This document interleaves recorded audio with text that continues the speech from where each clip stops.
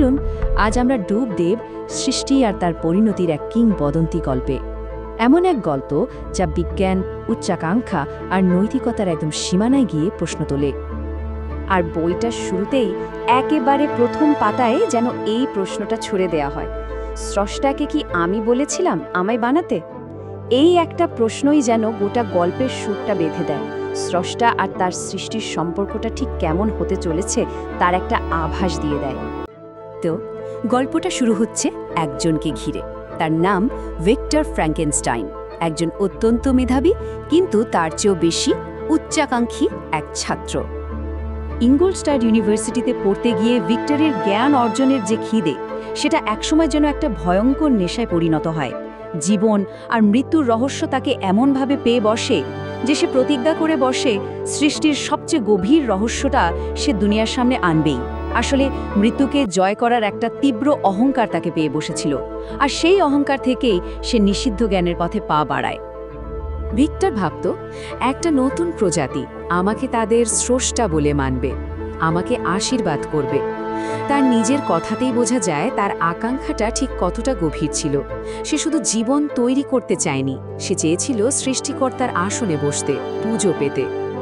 এরপরই এলো সেই রাতটা, নভেম্বরের এক ভয়ঙ্কর রাত, যে রাতটা গল্পের মোড় পুরোপুরি ঘুরিয়ে দিল।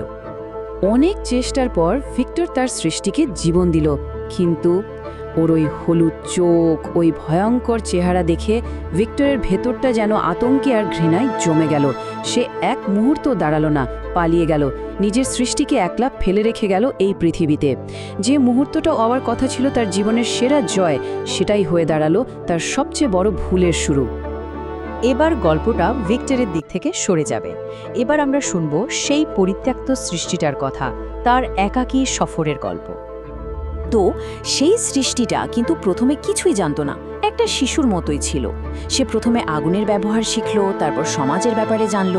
সে লুকিয়ে লুকিয়ে ডি ল্যাসি নামের একটা পরিবারকে দেখত। তাদের দেখে দেখেই সে কথা বলতে শিখল, পড়তে শিখল, এমনকি প্যারাডাইজ লস্টের মতো বইও পড়ে ফেলল। ভালোবাসা, মায়া, মমতা কী জিনিস সে ওই পরিবারটার কাছ থেকেই শিখল, যা তার নিজের স্রষ্টা তাকে কোনোদিন দেয়নি। কিন্তু যত সে শিখছিল তত তার কষ্ট বাড়ছিল।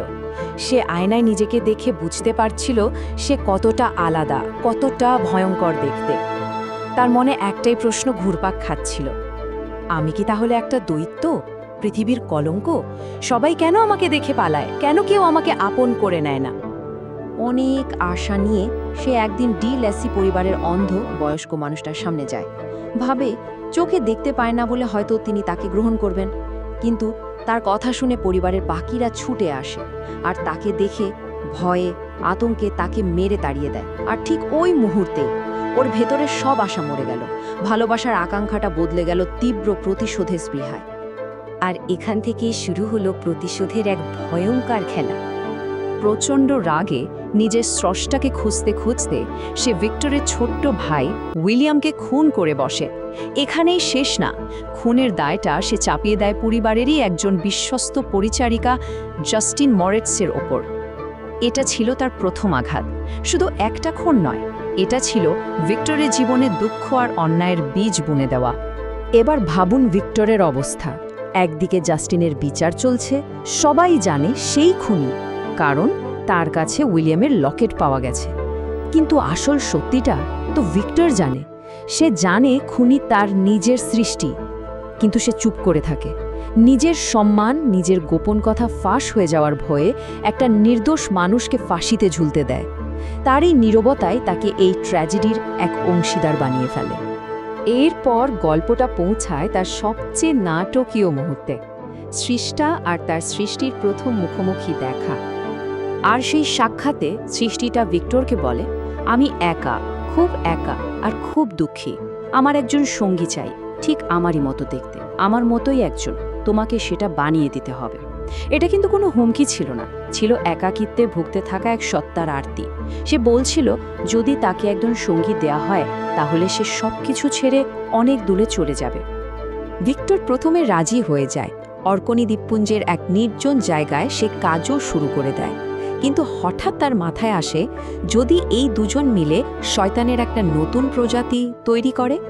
এই ভয়ে সে প্রায় তৈরি হয়ে যাওয়া নারী সৃষ্টিটাকে নিজের হাতের টুকরো টুকরো করে ফেলে। আর এই একটা সিদ্ধান্ত তাদের দুজনেরই ভাগ্য চিরদিনের জন্য লিখে দেয়।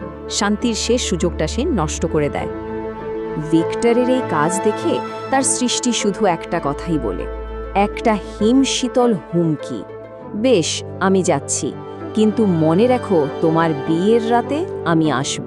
আর এই কথাগুলোই ছিল গল্পের সবচেয়ে ভয়ঙ্কর অধ্যায়ের শুরু। এরপর থেকে শুরু হয় এক অন্তহীন ধাওয়া, প্রতিশোধের এক ভয়ঙ্কর দৌড়। সেই সৃষ্টিটা কিন্তু ওর কথা রেখেছিল। ভিক্টর আর এলিজাবেথের বিয়ের রাতেই সে এলিজাবেথকে খুন করে। এই ভয়ঙ্কর আঘাতে ভিক্টর পুরোপুরি ভেঙে পড়ে। এবার সে প্রতিজ্ঞা করে পৃথিবীর শেষ প্রান্ত পর্যন্ত গিয়ে হলেও সে তার সৃষ্টিকে খুঁজে বের করবে আর শেষ করে দেবে। আর সেই ধাওয়া শুরু হলো ভূমধ্য সাগরের উত্তাল জলরাশি পেরিয়ে রাশিয়ার বিশাল বরফে ঢাকা তুন্দ্রার মধ্যে দিয়ে। শেষ পর্যন্ত তারা পৌঁছালো সেই অন্তহীন আর্কটিকের বরফের রাজ্যে, যেখানে সবকিছু জমে গিয়েছে। একেবারে মৃত্যুর দোরগোড়ায় পৌঁছে ভিক্টরকে এক অভিযাত্রী জাহাজ উদ্ধার করে। জাহাজের শুয়ে সে তার পুরো গল্পটা বলে এবং মারা যায়। ভিক্টরের মৃত্যুর পর তার সেই সৃষ্টি জাহাজে আসে। নিজের স্রষ্টার মৃতদেহের সামনে দাঁড়িয়ে সে নিজের কষ্টের কথা বলে বিলাপ করে। তারপর নিজের জীবন শেষ করে দেওয়ার জন্য সে বরফের অন্ধকারে মিলিয়ে যায়। গল্পটা তো শেষ হলো, কিন্তু একটা প্রশ্ন রয়ে গেল, আসল দৈত্যটা কে ছিল? ভিক্টর, যে তার নিয়ন্ত্রণহীন উচ্চাকাঙ্ক্ষার বশে এমন এক সৃষ্টির জন্ম দিয়েছিল কিন্তু তার দায়িত্ব নেয়নি, নাকি তার সৃষ্টি যে একটা নিষ্পাপ শিশুর মতো জন্মেছিল কিন্তু পৃথিবীর ঘৃণা আর নিষ্ঠুরতা তাকে দৈত্যে পরিণত হতে বাধ্য করেছিল? এই উত্তরটা হয়তো আমাদেরকেই খুঁজে নিতে হবে।